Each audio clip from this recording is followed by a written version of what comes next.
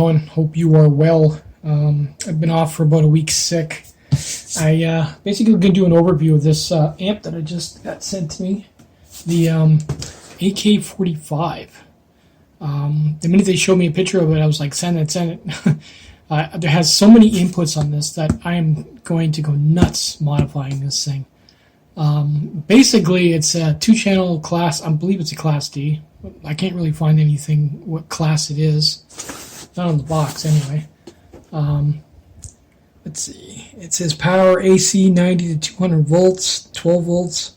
Bass treble controls. Frequency response is 20 to 20 kilohertz. Total harmonic distortion is 2% or 0.2. Speaker impedance is 4 ohms to 16 ohms. Built-in protection circuits. SNR is 92 dB and frequency response is 87.5 to 108. It does have an FM tuner in it as well, which we'll get into it later. But yeah, I mean, there is so much potential for this thing. You just have to unbox it, just go over it really quick.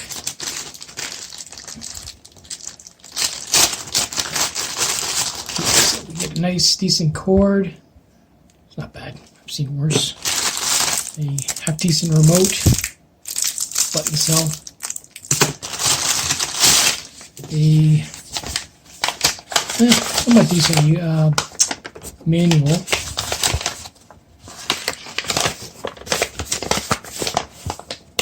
Oh, by the way, this is made by FLoveedio. I mean, it's in the description, but it's hard to read that. It's not bad. Let's see what else we got here. This thing is quite large. Definitely larger than those Class D amps that we've been working on. Some weight to it. Wow, that's kind of cool. That's why I was dying to open it. Fingerprints all over it. So you got basically your inputs are 2 mics if you want to do karaoke. Somewhat smooth volume control. It looks a little janky. You see how it's not spinning properly? Feels like it's bent. That's weird. Tremble, bass, and mid-range volume. Power button. An SD MCC SD card, obviously, and USB. What I want to know is if this will work. I know I've seen people do a review on this with a SD card or USB card, memory card. I want to see if it'll work with a hard drive. Got a little plastic on here we can pull off. Scratching it. There we go. Yeah, nice. And on the back, we have AC in, power input. I have no like the 12 that has 12 volt 5 amp input. So I'm guessing the power supply in this is probably 12 volts as well. They're stating it's 300 watt times 2. I don't know if at 12 volts that would be the case. It has an FM antenna. These 80 like speaker terminals and audio input, which is kind of weird because what it means is you're basically stuck using their amplifier. If I wanted to use this on my stereo, I'd just use the inputs, which would be awesome because you basically could use it as a preamp. I would have to modify it, which I probably will. What I'll do is I'll just find the preamp on it and make it a variable output and cut the 2 leads going to these RCAs and basically make them from an input to an output.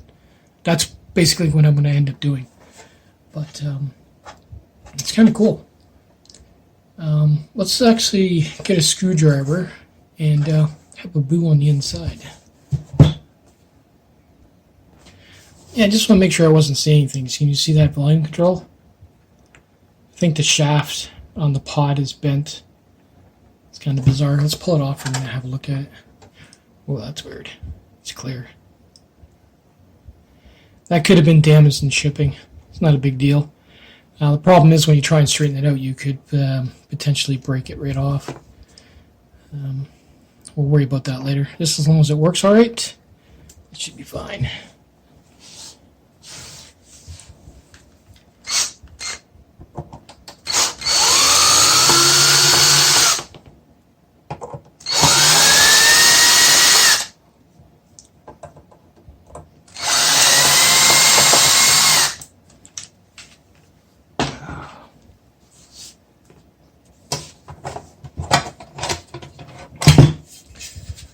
Okay. Interesting. Kind of reminds me some of the 80s. Literally does look like 80s gear. It is somewhat fused. There's a fuse right there. Little glass fuse. Let's see here. Definitely the preamp stage is definitely right there,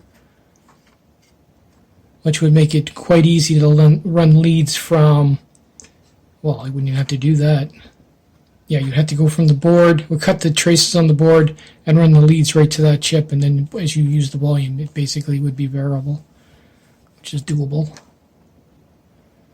And there's your USB and all kinds of slots, your display. That's your power supply, nothing very big. There's just, I'm sorry, there is no way this is 300 watts. It can't be. Look at the power supply. It's tiny. Yeah, we'll try it out anyway. And that's the amp right there. Like I said, that does remind me of 80s gear. Panasonic. I have a ghetto blaster downstairs from in the 80s. And it has a chip no bigger than that. It's powerful. All your...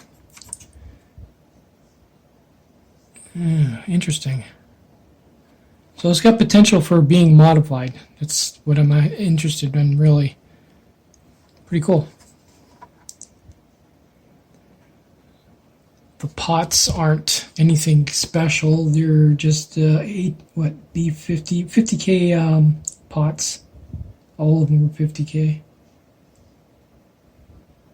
The preamp chip, I think, is the K1A 4558P345.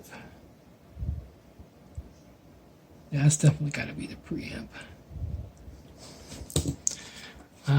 That would be the amplifier there. I'm guessing this would be part of the power supply or the regulator. But that power supply is pretty teeny. I'll probably end up measuring the voltage off of it. I'm pretty sure it's 12 volt. All 12 volts, obviously. Anyway, let's quickly plug this in and see what it looks like when it fires up. Okay, so we turn it on. It says high, line. Oh, that's mode. So that would be your FM tuner. I guess tuning would be fast forward and rewind.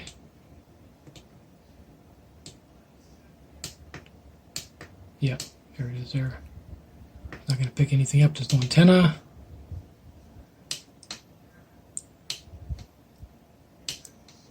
Yeah, that's about it for that. Other than that, it says blue. We'll try pushing, I'm gonna get a hard drive and plug it in there and see if it'll actually detect it or at least spin up. Well, it's got potential. When I plug a hard drive in, I got two of them, I tried both.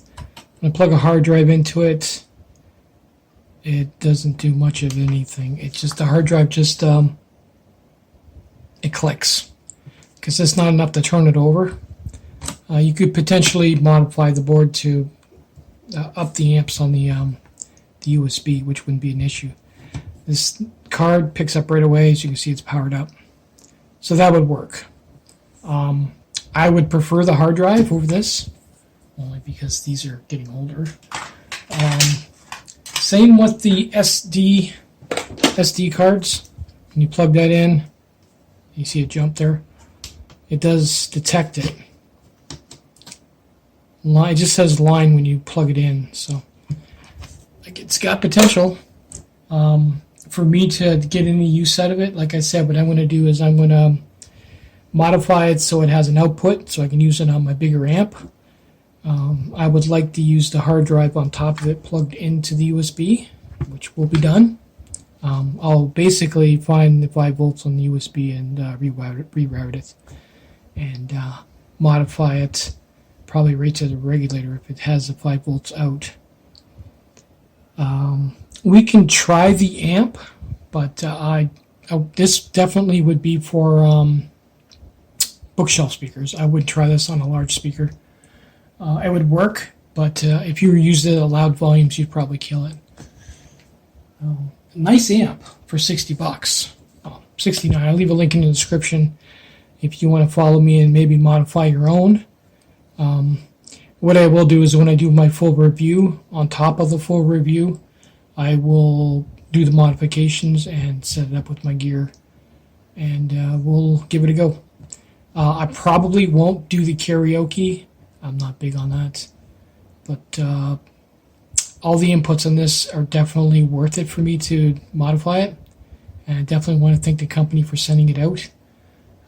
This will replace, it also does have Bluetooth, so I can set it up with my phone, which is kind of cool. So it's got a lot of inputs. I don't know if I can get it to pick up my phone or not. Let's take a look here, see if it even shows up.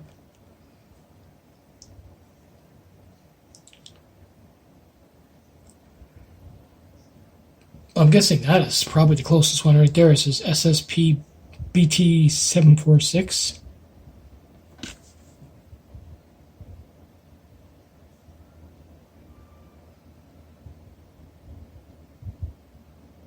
Probably work better if it was plugged in, obviously. Couldn't connect. Well, let's see if we put this on radio and then we try and connect again.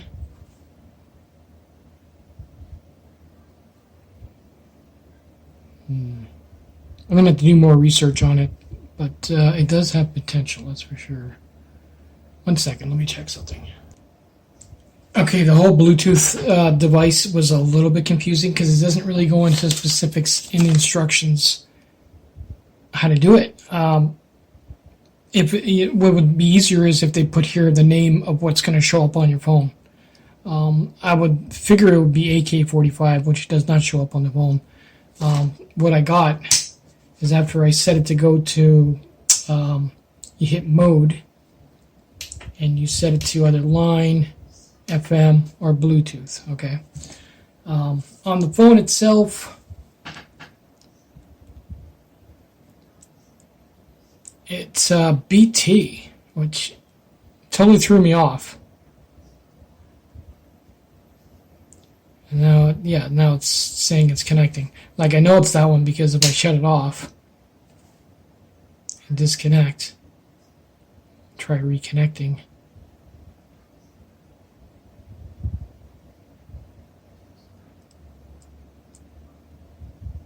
Yeah, I couldn't connect. So it would make it easier for the users if the firmware had AK45 instead of BT. BT doesn't make any sense. And besides that, even after I did a scan, BT was way down here. It wasn't even in the search area. I actually had to go down here and, I basically tested them all. I couldn't figure it out. But if you're going to use BT, I definitely would put that in the instructions. It would be easier for the customer, that's for sure. See, now it's connecting. Now it's connected. So that'll work. Once again, I'll test that when we do the review. So that works. Yeah, cool. I mean, this will replace a lot of stuff on my system. Like you guys know, I don't know if you see my system yet, but I got this FM or Bluetooth transmitter here. I got a transmitter and a receiver that I made the receiver. And I would like to replace that with that. So that'd be kind of sweet. But we'll see. When I do the full review, we'll start modifying it, and I guarantee you that it's going to turn out exactly the way I want. And we'll also do a test with the speakers and everything else. But yeah, for $69, if you're into, you like to modify stuff, this is going to be kind of cool. I also, like I said, once I do modify it so it works with a hard drive, I would like to see exactly how you can scan through it. I have to go into the instructions and figure out what format the USB card or the SD card would have to be in for it to actually search through the MP3s. But having 1 terabyte of MP3s on this would be pretty cool for $69. So we'll see. We'll see how it goes. Anyway, take it easy, guys.